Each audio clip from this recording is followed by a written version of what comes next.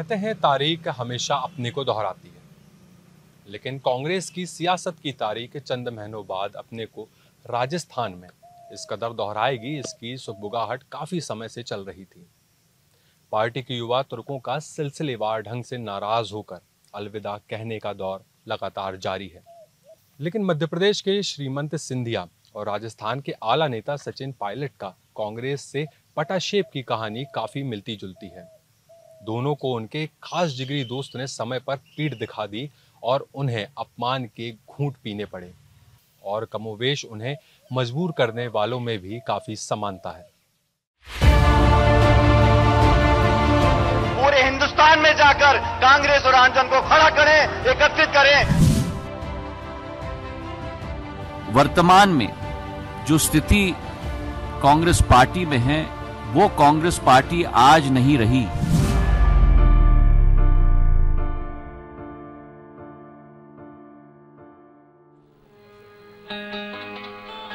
ये सिला मिला। नागपुर के एक मशहूर कव्वाल हुए हैं जिनका नाम था बड़े माजिद शूला।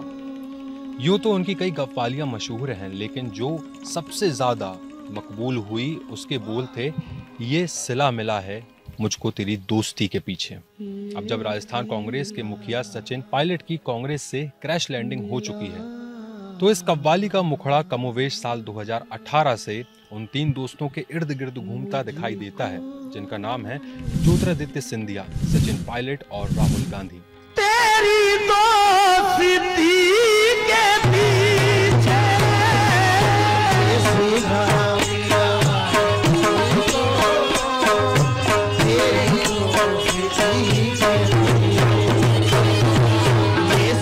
सिंधिया और पायलट के साथ कांग्रेस में जो कुछ हुआ वो जग जाहिर है, पर जरा पूरे घटनाक्रम से पहले दोनों की कहानी पर गौर करें तो दोनों अपने पिता की असमय मौत के बाद काफी कम उम्र में अपने पिता की विरासत को संभालने सार्वजनिक जीवन में दाखिल हुए। इन दोनों के पिता माधवराव सिंधिया और राजेश पायलट गांधी परिवार के काफी भरोसेमंद लोगों में से एक थे। सिंधिया की बात करें तो पिता से मिली विरासत को उन्होंने आगे बढ़ाते हुए न केवल चंबल संभाला बल्कि पूरे प्रदेश में अपनी पकड़ को मजबूत किया। तो सचिन ने पिता की विरासत को आगे बढ़ाते हुए खुद को न केवल गुर्जर समाज के आला नेता के रूप में स्थापित किया, बल्कि प्रदेश कांग्रेस की कमान भी लंबे समय तक संभाली। लेकिन वक्त का सितम देखिए, राहुल गांधी ब्रिगेड की ये दोनों वजीर अपने अपने सूबे के पुराने घाघ चेहरों की वजह से सजाए तो गए, लेकिन जब इन्हें अपने दोस्त राहुल गांधी की सबसे ज्यादा जरूरत थी, उस वक्त वो हाथ इनकी मदद के लिए आगे तो नहीं आया, बल्कि उसने हाथ पीछे खींच लिए।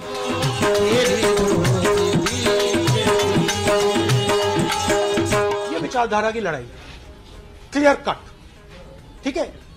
एक तरफ कांग्रेस पार्टी की विचारधारा है, दूसरी तरफ आरएसएस बीजेपी की विचारधारा है। ज्योतिरादित्य सिंधिया जी की विचारधारा में जानता हूं, वो मेरे साथ कॉलेज में थे, बातचीत चली है मेरी, मैं उनको बहुत अच्छी तरह जानता हूं। ज्योतिरादित्य सिंधिया जी को अपने पॉलिटिकल भविष्य का डर लग गया और जो उनकी विचारधारा थी उन्होंने उसको अपनी जेब में रख दिया और आरएसएस के साथ चले गए। अब इन दोनों छत्रपों को सताने वालों पर जरा गौर कीजिए। ज्योतिरादित्य सिंधिया जहां अपनी जगह सीएम बनाए गए कमलनाथ से ज्यादा पूर्व मुख्यमंत्री दिग्विजय सिंह की हरकतों से खिसियाए हुए थे, तो सचिन पायलट का सीधा सीधा मनमुटाव जादूगर अशोक गहलोत से था। इस बात से कोई भी इनकार नहीं कर सकता कि इन दोनों ने कांग्रेस पार्टी में सबसे कठिन समय में संघर्ष कर झंडा बुलंद कर रखा, बल्कि जमीन से जुड़कर पार्टी को सफल बनाने में भी काफी पसीना बहाया था। लेकिन राहुल गांधी की ब्रिगेड को ठिकाने लगाने की कवायद में राजनीति के घाघ सफल हो ही गए और हर मोर्चे पर विफल राहुल गांधी अपने दोस्तों की नाराजगी को समय रहते दूर न कर पाने में भी विफल रहे।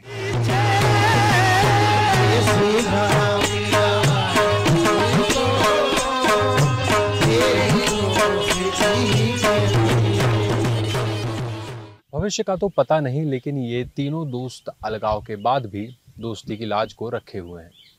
पायलट ने अब तक चुप्पी साध रखी हुई है, जो शायद ज्यादा समय तक ना रहे, और ज्योतिरादित्य भी गांधी परिवार पर पर्सनल कमेंट से बचते हैं।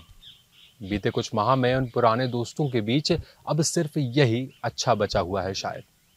राजस्थान के मामले में लोगों के बीच अभी काफ़ी सवाल उठ रहे हैं, लेकिन लगता यही है कि मध्य प्रदेश में जिस तरह सियासी ड्रामा कई दिन तक चलता रहा था, हो सकता है राजस्थान के रेतीले धोरों में भी सत्ता धसकती ही रहे। लेकिन तीन दोस्तों के बीच हुए अलगाव से वही शेर मुकम्मल होता है कि अब दोस्त ही लाओ मुकाबिल में हमारे, दुश्मन तो कोई कद के बराबर रहा नहीं।